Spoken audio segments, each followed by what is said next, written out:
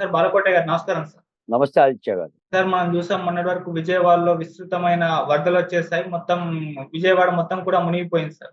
అయితే ఈ బుడిమేరు ఏదైతే ఉందో ఆ పరిసర ప్రాంతాల్లో మొత్తం కూడా కబ్జాకు గురైపోయింది. 90% అక్కడ ఆక్యుపై చేసి అవన్నీ కట్టారు ఆ నిర్మాణాలు. అందులో చంద్రబాబు నాయుడు గారి హౌస్ కూడా ఉంది. దాన్ని కూడా తీసేయాలని చెప్పేసి అంబటి రాంబాబు గారు కూడా చెప్పడం చూస్తున్నాం సార్. మరి ఈ ఆక్రమణ కట్టడాలు ఇది ఎప్పటినుంచి మొదలయ్యాయి? మరి అక్కడ చంద్రబాబు నాయుడు గారి హౌస్ నిజంగా ఉందా? దాన్ని కాపాడడానికి కూడా ప్రయత్నం చేశారని కూడా వీళ్ళైతే ఆరోపిస్తున్నారు సార్. మరేంటి ఇప్పుడు చంద్రబాబు నాయుడు గారి హౌస్ తీసేస్తారా? అక్కడ ఆక్రమణలు అంటే హైడ్రా తరహా ఏదైతే హైదరాబాద్‌లో ఉందో ఇప్పుడు అక్కడ కూడా రావాలన్నట్టుగా మాట్లాడడం చూస్తున్నాను సార్. మీరేం చెప్తారు సార్ ఈ ఇష్యూ పైన? ఆదిత్య గారు నమస్కారం. సార్ ముందుగా మీకు, మీ ఛానల్‌కి, మీ ఛానల్ ద్వారా వీక్షకులకి వినాయక చవితి పర్వదిన శుభాకాంక్షలు. థాంక్ యూ సార్ మీకు కూడా. ఇప్పుడు మీరు చంద్రబాబు నాయుడు గారి ఇంటిని ఆ కరకట్ట మీద నుంచి తొలగించాలని అంబటి రాంబాబు గారు అంటున్నారు. అవును. అంటే చంద్రబాబు నాయుడు గారి ఇల్లు అక్కడ ఉండటం మూలాన హ్మ్. విజయవాడకి ముంపు వచ్చిందనేది వాళ్ళ వాదన. అవును. లేదా బుడమేరు పొంగి పొరలటానికి కారణం చంద్రబాబు నాయుడు గారి ఇల్లు. హ్మ్. ఆ ఇంట్లో చంద్రబాబు నాయుడు గారు నివాసం ఉండటం. ఇదే కదా వాళ్ళ సమస్య. అవును సార్. ఆదిత్య గారు, సార్. 2019 ఎన్నికలకు ముందు అంటే జగన్మోహన్ రెడ్డి గారు తాడేపల్లిలో ఇల్లు కట్టుకుంటున్న సందర్భంలో హ్మ్. వాళ్ళన్న మాట ఏంటి? చంద్రబాబు నాయుడు గారికి అసలు ఇల్లే లేదు, సొంత ఇల్లు లేదు, ఆయన అద్దెంట్లో ఉంటున్నాడు, ఇల్లే కట్టుకోలేదు, మా నాయకుడు జగన్మోహన్ రెడ్డి గారు ఇల్లు కట్టుకున్నాడు అని అన్నారు. మరి ఇప్పుడు చంద్రబాబు నాయుడు గారు ఇల్లు ఎక్కడి నుంచి వచ్చిందండి? వీళ్ళు కొనిచ్చారా? అసలు చంద్రబాబు నాయుడు గారి ఇల్లు ఎక్కడుంది అంటున్నా నేను. ఇల్లు లేదని వైసీపీ వాళ్ళు అన్నారు కదా. అవును. మరి ఇల్లు మళ్ళీ ఇల్లు అంటారేంటి? ఆయన ఉండేది అద్దె. అద్దెంటిలో అది మునిగిపోతేనే మునిగిపోతేనే ఆయనకేం సంబంధం? ఇప్పుడు మీ ఆదిత్య గారు, మీ ఇంట్లో నేను అద్దెకుంటున్నాను. అవును. మీ ఇల్లు మునిగితేనే మునిగిపోతేనే మునకపోతేనే నాకేంటి సంబంధం? కరెక్టే సార్. నీ ఇల్లు కాబట్టి ఇంకొక ఇంట్లో అద్దెకుంటాను. హ్మ్. అంటే చంద్రబాబు నాయుడుకి ఇల్లు లేదు అన్నది వీళ్ళే. చంద్రబాబు నాయుడు ఇల్లు మునగకోకుండా ఉండటం కోసం బుడమేరుకు గేట్లెత్తి ముంపును కృష్ణానదికి రాకోకుండా అటు మరల్చారనేది వీళ్ళే. దీన్ని ఏమంటారండి? ఈ యొక్క వాదాన్ని, దీన్ని వితండవాదం అనరా? అవును. రెండు నాలుకల పాము మాటలు అనరా? మీకు ఇంకో మాట కూడా చెప్తాను. జగన్మోహన్ రెడ్డి గారు బుడమేరు నది అని అన్నాడు. ఆయన బుడమేరు నది అనంగానే నా 2 చేతుల్లో జేబులో పెట్టుకొని 2 చేతుల్ని ఎటో పోవాలనిపించేసింది. త్రివిక్రమ శ్రీనివాస్ అన్నట్టుగా. అంటే కాలువంటే ఏంటి? వాగంటే ఏంటి? ఏరంటే ఏంటి? నదంటే ఏంటి? సముద్రం అంటే ఏంటో కూడా పరిజ్ఞానం లేకోకుండా ఒక మాజీ ముఖ్యమంత్రి మాట్లాడుతున్నాడంటే, మా కర్మ అనుకోవాలో, మరి ఆయన కావాలని మాట్లాడుతున్నాడో ఇక అర్థం చేసుకోవాలి. బుడమేరు పేరులోనే ఏరు అని ఉంది. బుడమేరు పేరులోనే ఏరు అని ఉంది. ఏరు అంటే అచ్చ తెలుగు అర్థంలో పెద్ద వాగు అని అర్థం. నదని కాదు. బుడమేరుకు 1956లోనే వెలగలేరు దగ్గర రెగ్యులేటర్ కట్టారు. రెగ్యులేటర్ ఎందుకు కట్టుకుంటారంటే, వస్తున్న నీటిని నిలుపుదల చేసుకొని రైతులకు సాగునీటి అవసరాల కోసం కట్టుకుంటారు. నీళ్లు గనక కాస్త ఎక్కువ వస్తే వాటి గేట్లు కూడా అనరు. వాటిని లస్కర్లు అంటారు. అవి షట్టర్లు. ప్రాజెక్టులకే గేట్లు ఉంటాయి. రెగ్యులేటర్‌కి షట్టర్లు ఉంటాయి. ఈ షట్టర్లు ఎత్తుతారు. ఇప్పుడు పెద్ద ఎత్తున వరదొచ్చింది. షట్టర్లు ఎత్తలా మీరు. మనం ఎత్తలేదు అనుకుందాం. ఏమవుతుంది? వరద ఎత్తదా అవును. షట్టర్‌లని? ఆగుతుందా? షట్టర్ల పై స్థాయిలో షట్టర్‌లో 11 అడుగుల ఎత్తులో ఉంటే 14 అడుగుల ఎత్తున వరదొచ్చింది. ఆగుతుందా ఆదిత్య గారు? Yes sir.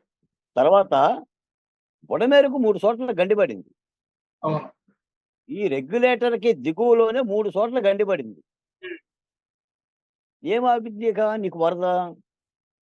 ఇంకో మాటేందంటే, బుడమేరు ప్రవాహ మార్గం వేరు. కృష్ణానది ప్రవాహ మార్గం వేరు. కృష్ణానది నాగార్జున సాగరో, పులిచింతల, ప్రకాశం బ్యారేజ్‌కి వచ్చేసేసి సముద్రంలోకి పోతుంది. ఇది కృష్ణా నీరు. బుడమేరు ఖమ్మం జిల్లా నుంచి వచ్చే వరద నీటిని కలుపుకొని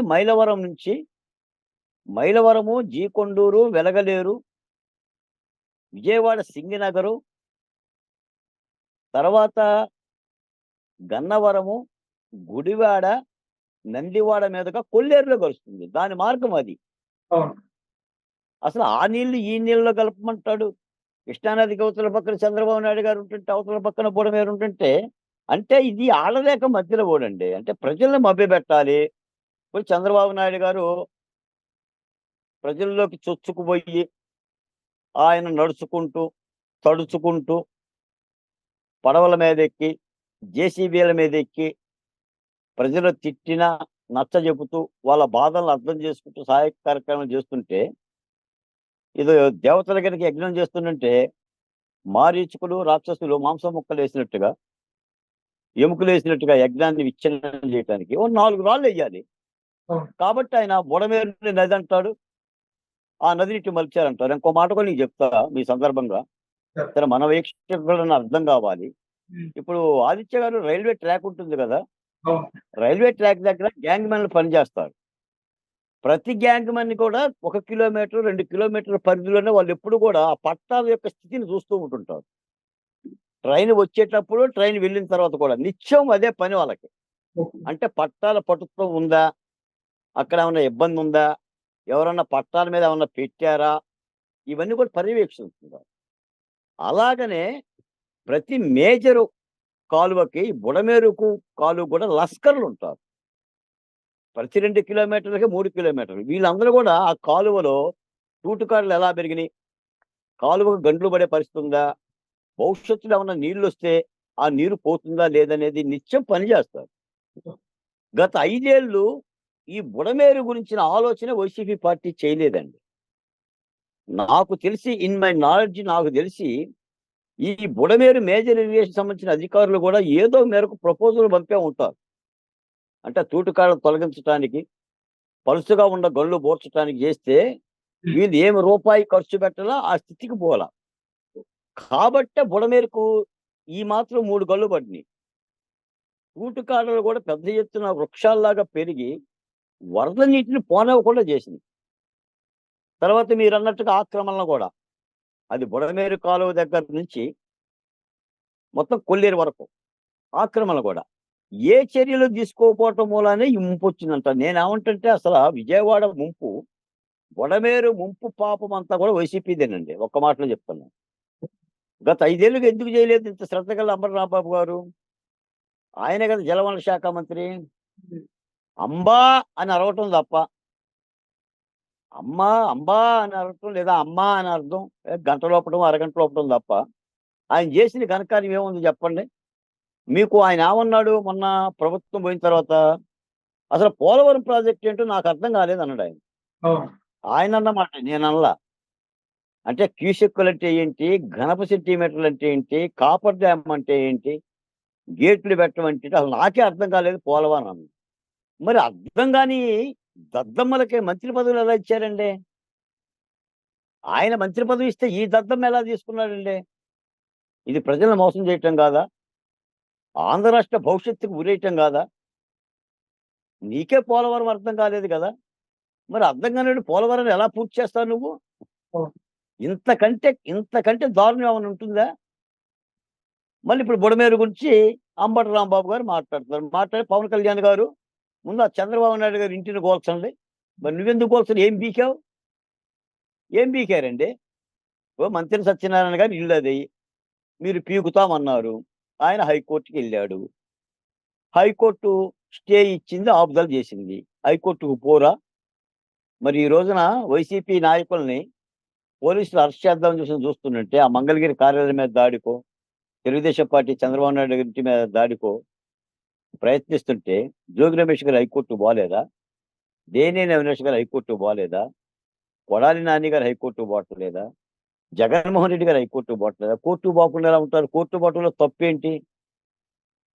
ఆఖరికి వీళ్ళకి ముందస్తు బెయిల్ ఇవ్వమని చెప్పేసి కోర్టు తేల్చిన తర్వాతే కదా హైకోర్టు అరెస్ట్‌ల పర్వం స్టార్ట్ అయ్యింది. అంటే ఇంత నిందా ప్రచారం. అవును. అంటే ఒక మాట ఏందంటే సార్, బెజవాడకొచ్చింది ఆపద, ఒక విపత్తు. విపత్తు నుంచి ప్రజలను ఆదుకోవటం అనేది అధికార పక్షం ధర్మం, ప్రతిపక్ష పార్టీ ధర్మం గూడా. అధికార పక్షం అధికారంలో ఉంది కాబట్టి రూ. 100 సాయం చేస్తే కనీసం ప్రతిపక్ష పార్టీగా రూ. 20 సాయం చేయాలి. 100 రోజులు కూడా గడవలేదు ఆయన ముఖ్యమంత్రిగా దిగిపోయి. జగన్మోహన్ రెడ్డి గారు కూడా డబ్బులున్న వ్యక్తే. ఏదో ఆదిత్యలాగా, బాలకోటయ్య గారిలాగా డబ్బులు లేని వ్యక్తి ఏం కాదు.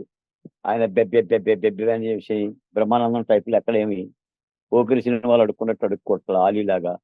డబ్బులు ఉన్నాయి కదా, ఎన్ని కోట్లు ఇచ్చావు, ఏమిచ్చావు?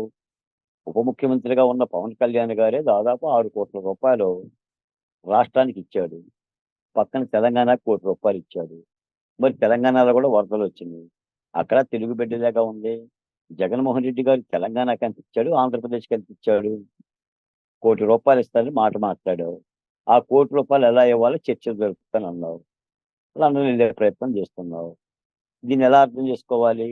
ఇప్పుడు జగన్మోహన్ రెడ్డి గారి గురించి ఏదో మాట్లాడటం కాదు కానీ, అంత మాట్లాడాల్సిన అవసరం కూడా లేదు కానీ వేస్తున్న నిందలకు సమాధానం చెప్పాలిగా. ఇప్పుడు చంద్రబాబు నాయుడు గారు లాంటి వాళ్ళు ఒక ఆపద్బాంధవులాగా కార్యదక్షతతో ఒక యుద్ధంలో సోల్జర్ లాగా పనిచేస్తుంటే, ఆదిత్య గారు సార్. సైన్యం ఎప్పుడైనా రంగంలో దిగిందా ముంపు ప్రాంతాల్లో? లేదు సార్. ఈ రోజు సైన్యం పనిచేస్తుంది. అవును. యుద్ధ విమానాలు తిరుగుతున్నాయి, డ్రోన్లు తిరుగుతున్నాయి. 3 గళ్ళు పెడితే 2 రోజుల్లో గల్లను బూడ్చారు.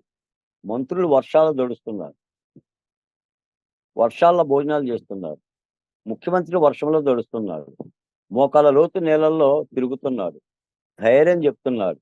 ప్రతి ఇంటికి నిత్యావసరాలు అందుతున్నాయి. ఆదిత్య గారు అగ్గిపెట్టెలు ఇస్తున్నారు, కొవ్వొత్తులు ఇస్తున్నారు. ఆఖరికి ఇళ్లల్లోనే ఉంటే ఈ ముంపు జ్ఞాపకాలు గుర్తుకొచ్చి వాళ్ళ మది కలత చెందుతుందని ఫ్రీ బస్సులు పెట్టి బయటికి వెళ్ళే విధంగా ఏర్పాట్లు చేస్తున్నారు చంద్రబాబు నాయుడు గారు. అంటే ఒక మైక్రోస్కోపిక్ పని విధానం. ప్రజలకి ఏది అవసరమో అది. ఆ తడిసిన బల్లకి, మునిగిన బల్లకి ఇన్సూరెన్స్ చేపిస్తున్నారు. బ్యాంక్ అధికారులతో మాట్లాడుతున్నారు. రహదారుల మీద ఉన్నా కూడా పెద్ద ఎత్తున పేరుకుపోయిన ఇసుక మట్టిని శుభ్రం చేయటం కోసం ఫైర్ ఇంజిన్ల పనిచేస్తుంది. వ్యాధులు రాకుండా బ్లీచింగ్ కొడుతున్నారు. కరెంటు స్తంభాలు బాగు చేస్తున్నారు. ఒక విద్యుత్ ఇప్పుడు హుద్హుద్ తుఫాన్లో పనిచేసిన అనుభవం చంద్రబాబు నాయుడు గారికి బాగా ఉంది. ఇది కూడా ఒక తుఫాన్ లాంటిది, ఒక ముంపు లాంటిది. ఒక యుద్ధ సైనికులుగా ఇంత పని చేస్తుంటే ఆ పనిచేసే వ్యక్తుల మీద రాళ్ళు ఇస్తే ప్రజలకు అర్థమవుతూనే ఉంటుంటుంది. మనం ఏం ప్రత్యేకించి చెప్పనక్కర్లా. జగన్మోహన్ రెడ్డి గారు ఏదో ఒక రాయి ఇసిరేసి లేదా ఒక బురద రాసేసి ఇక వాళ్ళే చర్చించుకుంటారని చెప్పి వెళ్ళిపోతే సుఖమేముంది? అంబటి రాంబాబు గారి మాట మాట్లాడినా, పేర్ని నాని గారు మాట్లాడినా ఏముంటుంది చెప్పండి? పైపెచ్చు అమరావతి మునిగిపోయిందని అంటారు. మరి అమరావతి మునిగిపోతే తాడేపల్లిలో ఉన్న జగన్మోహన్ రెడ్డి గారి కొంప కూడా మునిగిపోవాలి కదా. అది అక్కడే ఉందిగా సార్ ఆదిత్య గారు. ఇవన్నీ ఏమంటారు వీటన్నిటిని? కాబట్టి ఇది ఒక దుష్ప్రచారము, తప్పుడు ప్రచారము. వాళ్ళ రోత పత్రిక, రోత మీడియా, రోత డిబేట్ లో కూర్చునే ఆ రంగులు వేసుకునే వాళ్ళందరూ కూడా మాట్లాడే మాటలు, వీటి మీద కూడా కూటమి ప్రభుత్వం చర్యలు తీసుకుంటే బాగుంటుంది. ఎందుకంటే సమాజాన్ని తప్పు పట్టించే విధంగా, బెజవాడిని భయపెట్టే విధంగా శవాలు వేళ్తున్నాయని ఒకడు, ఇంకా ప్రమాదం పొంచి ఉందని ఒకడు, మళ్ళీ వరద వస్తుందని ఒకడు, ఆహార పొట్లాలు అందలేదు, ఒక విష ప్రచారం. కాబట్టి వీటి మీద కూడా కూటమి ప్రభుత్వం చర్యలు తీసుకుంటే మంచిది. ఈ విష ప్రచారం మూలాన్ని కూడా ఏంటంటే ప్రభుత్వం చేస్తున్న యజ్ఞానికి విఘాతం కలుగుతుందని ఆలోచించాలి. కాబట్టి వైసీపీ పార్టీ చేస్తున్న ప్రచారం అంతా బూటకం, నాటకం, అసత్యం.